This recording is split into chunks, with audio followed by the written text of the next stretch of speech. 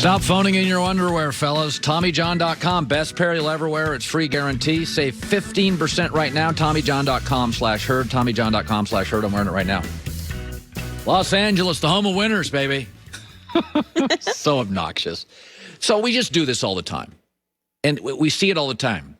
We want to bury stars. We're great in America building up stars. And then we want to tear them down before they're ready to be torn down. We do this with LeBron. We nitpick. And he's not the same player he was 7 years ago, but he still has so many advantages over everybody else, and we're doing it now with Tom Brady. I just looked at Pro Football Focus. The 3 highest-rated quarterbacks in the NFL are Russell Wilson, Aaron Rodgers, and Tom Brady. But, Colin, LeBron's way more athletic. That's never been why Brady wins. LeBron and Brady are much more similar than dissimilar at this point in their careers. LeBron can no longer give you 45 minutes a night and guard the best player for 45 minutes, and Tom Brady can no longer take 7, 8, and 9 hits. Okay, LeBron James needs the right piece to win a title, and Tom needs the right weapons to drive the ball down the field. But they have much more in common than you think. A, they're both innate leaders. They're business leaders. It is innate. LeBron has been built to lead. Social movements, basketball movements, businesses. Brady, similarly. They understand how to play with stars. Not everybody does. Big Ben can struggle with that. Westbrook can struggle with that. They get how to play with stars. Number 3, they're more committed than even other committed athletes. They also get the most emotionally out of teammates. I mean, AD was one of those guys that never played through injuries. Wasn't hurt much this year.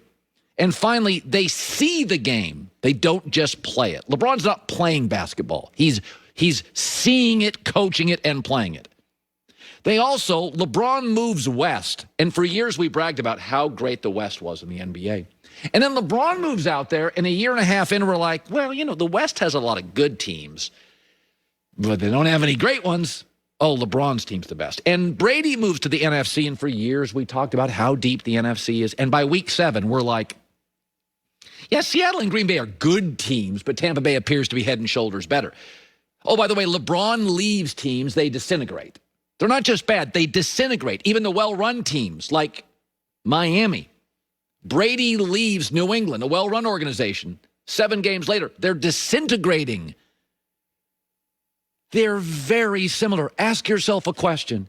Is Tom Brady as good as Jimmy Garoppolo? I'd say yes, way better. Garoppolo was in last year's Super Bowl. Is he better than Jared Goff? He was in the year before Super Bowl. Is he better than Matt Ryan? He got to a Super Bowl 3 years ago. Tom and LeBron can't do everything they could 7 years ago. But their passion, their commitment, their intelligence, their innate leadership, their efficiency, their understanding how to elevate others, there's nothing else out there like it in the NBA or the NFL. Nick Wright will dispute that in 5-10 minutes. Joy Taylor with the news. No. Turn on the news. This is the Herdline News. Trevor Lawrence is considered the likely first overall pick in the draft in 2021. Yes. But he said the option of returning to school for 1 more year hasn't been completely ruled out yet.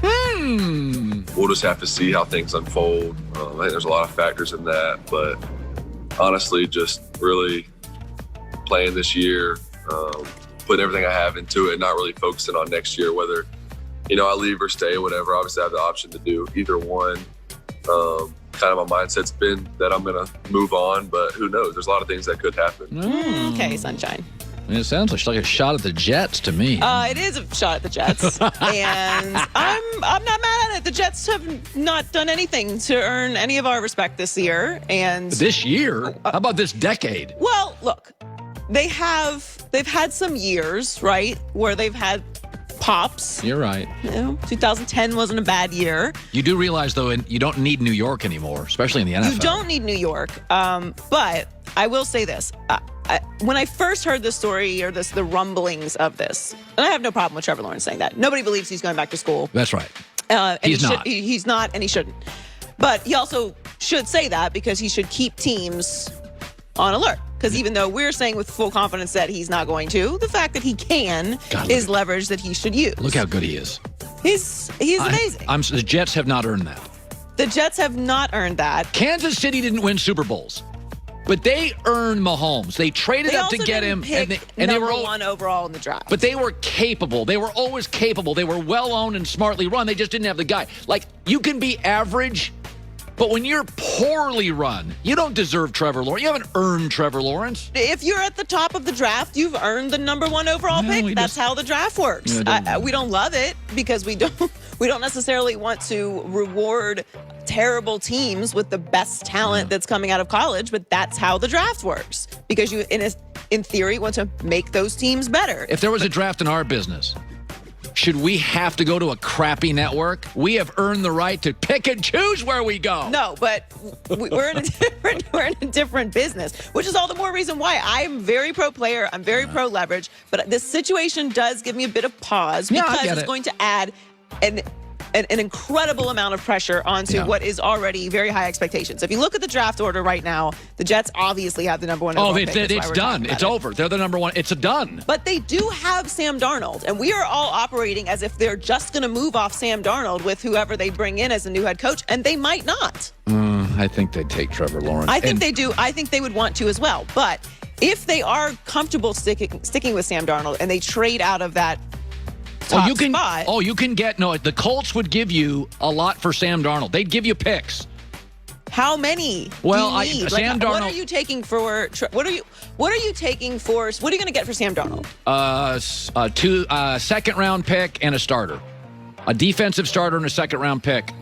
And then I get Trevor Lawrence, and So you're going to get more picks after that. The Jets have as many as 11 picks in this draft, including 2 firsts, 1 second, and 2 thirds. Okay, give me another first or a second, and I'll give you. By the way, if I have the number 1 pick, I probably would take a first for Darnold. Why? Because I have Trevor Lawrence is the leverage. But if you look at the draft order, look at the top 11 teams right now in the draft.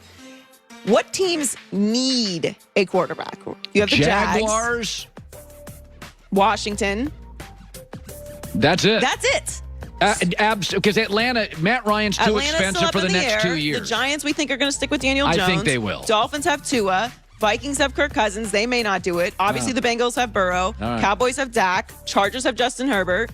So unless the Patriots make a dramatic move, so you're risking maybe Jacksonville. What's a better situation there? I don't know. There's a lot that can still play out. Obviously, we have a lot of football left to play, but this is going to be fantastic. For our business, it's fantastic. It's going to be an amazing conversation. It's a quarterback draft, and those always are better. Yes. And he's not the only one.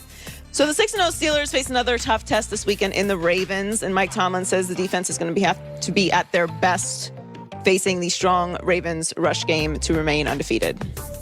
They got quality backs, man. We got to get ready for all 3 of those guys. Ingram and Edwards and the rookie, all 3 guys. They utilize all 3. They utilize Lamar. I think Lamar's got 50 rushes. And they're a tough nut to crack. They are. It's a fascinating game because I think too many of us, because Kansas City is not only a great team, but they're a bad matchup for Baltimore. We've discounted Baltimore, and it's like nobody else outside of Kansas City is having a great deal of success against Baltimore. So let's not forget that. We're not talking about Baltimore at all. I was thinking about it this morning, like, man, Baltimore has been flying under, for all the hype that they had going into the season, they've been flying under the radar the last couple weeks. Like, we're talking about the Bucs, we're talking about the Chiefs, we're talking about the Steelers, talking about the Titans. What about the Ravens? Still a very good football team, well-run, star quarterback. This is a great game this weekend. Lamar has 50 carries and 2 rushing touchdowns this year. Now, obviously, the Steelers' defense is incredible. They're 6th in fewest points allowed per game, fewest yards allowed per game, 2nd fewest rush yards allowed per game, and the most sacks this season. So this is going to be a great AFC North game. By the way, I had a winning Blazing 5. I made my picks this morning. It is a great betting week. You get about 5 a year where you're like, of the 16 to 20 weeks in the NFL, you get about 4 to 5 a year where the numbers are great. And coming off a winning week, I'm probably have too much hubris. It is a great numbers week in the NFL. It really is. Finally, speaking of the AFC North, the Bengals are reportedly trading defensive end Carlos Dunlap to the Seahawks. This is what the trading deadline is for. Yes. Bad teams get picks. Good teams get players. Cincinnati will receive an undisclosed draft pick and a player in return, and Dunlap has been upset with his role with the Bengals defense this season. Yep. So he was told to stay home today while the team worked on a trade, and the Seahawks get some defensive help that they need. Smart veteran player. He'll figure the playbook out quickly, gives you about 9 to 11 sacks a year. This is exactly what Seattle needs. Now, he's not going to be a great player for 4 or 5 years, but if you can you get 15 great games out of him? Could you get this year and next year? That's a great move for Seattle. And by the way, the Bengals are in a rebuild. Yep. He's expensive. Let's get a pick. This is a great move for both teams. Joy with the news.